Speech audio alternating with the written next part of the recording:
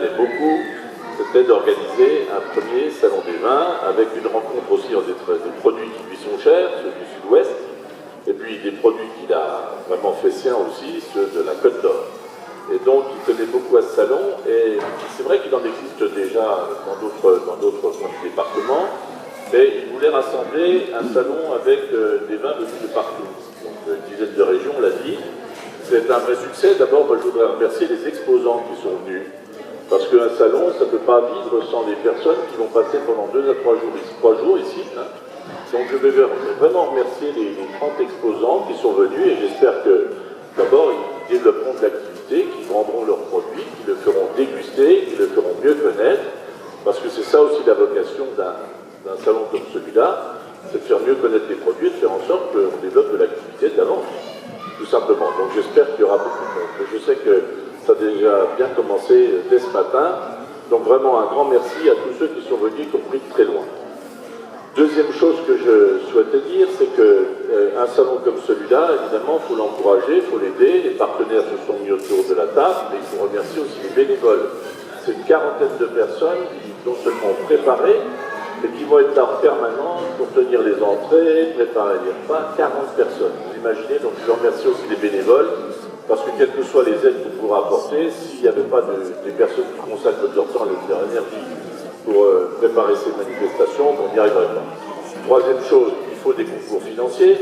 Le Conseil général a accepté d'encourager d'ailleurs, d'aider pour la première manifestation, comme on l'a fait d'ailleurs à la fête du 1er mai à Vedare-les-Eaux, faisons partout dans le département de la Côte d'Or, parce que j'ai une conviction profonde, c'est que le département doit vivre sur 100% de son territoire, et pas simplement autour de métropoles, autour d'événements qui seraient concentrés sur Dijon et l'agglomération. Et je le dis, dans la dureté des temps qu'on traverse, qui n'épargne pas le Conseil général de la Côte d'Or, on perd cette année pratiquement 14 millions d'euros de recettes déjà liées à la crise, et ce qu'on nous rajoute sur les bretelles n'est pas fait pour arranger les choses. On aura des dépenses complémentaires et supplémentaires, mais il y a une ligne qu'on tiendra, c'est celle de l'accompagnement commune, de l'accompagnement en territoire. Cette ligne-là, on ne la lâchera pas. Parce que je suis intimement convaincu que si on devait la lâcher, c'est tout le visage aussi de l'animation de l'ensemble du département de la Côte d'Or qui serait en sorte. Enfin, je remercie tous ceux qui participent aussi à l'animation. Hein. Votre groupe est là aujourd'hui. On avait le printemps, depuis ce matin, on avait le printemps de l'Ossois il n'y a pas si longtemps. Vous avez fait vivre aussi des grandes traditions. Aussi leur nouveau temps de modernité dans les espaces qu'on traverse. Je ne voudrais pas oublier les viticulteurs de l'Ossois, parce que nous avons une grande tradition viticole dans l'Ossois. On a eu jusqu'au 19e siècle plusieurs centaines d'hectares de vignes, depuis jusqu'à Montbard même. C'était des vins qui étaient servis d'ailleurs dans des fêtes tables. Et évidemment, crise du phylloxéra, guerre de 14-18, tout ça a fait que nous avons perdu une bonne partie du vignoble. Et je vais vraiment saluer tous ceux qui l'ont fait renaître et qu'on a essayé aussi d'accompagner, en particulier dans le canton, vous me permettrez de le dire pour le conseil général du canton, Aurélien Fèvre, qui dans sa tradition familiale a aussi repris et fait vivre avec ses amis et sa famille un vignoble. On attend le vin rouge avec impatience, le vin blanc de Torre on le connaît, je salue aussi ceux qui l'ont fait revivre précédemment avec toute l'initiative et Dijon Céréales qui s'est beaucoup impliqué. Voilà, donc je ne serai pas beaucoup plus long. Je veux remercier aussi, bien sûr, nos confréries qui font vivre des grandes traditions locales, et traditions de générosité aussi, et d'aide, en particulier notre confrérie de Saint-Éloi, puis naturellement à la Saint-Vincent.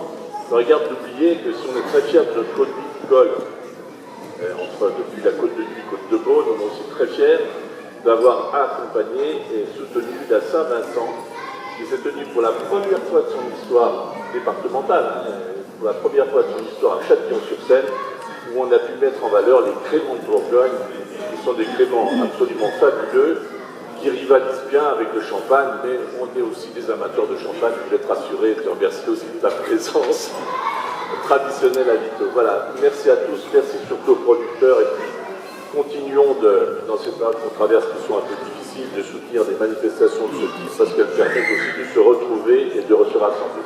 Pour terminer, je veux vraiment saluer et vous dire que j'apprécie beaucoup votre présence, Madame la directrice de Côte d'Or Tourisme. Vous êtes le bras armé du Conseil général pour la promotion touristique.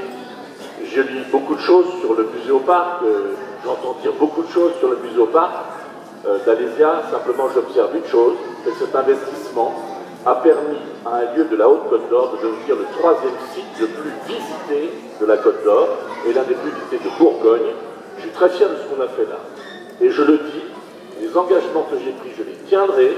Le musée sera construit, l'ensemble du muséoparc sera installé parce que c'est un facteur d'attractivité considérable au plan européen. J'espère avoir le soutien engagé de tous. Et comme l'espoir est toujours celui qui faillit, je ne me désespère donc pas. En tout cas, je voulais redire ici avec beaucoup de clarté pour qu'il n'y ait pas d'ambiguïté. Le muséoparc ira à son terme sur les investissements parce que c'est un outil de développement économique et de développement touristique. Je vous remercie.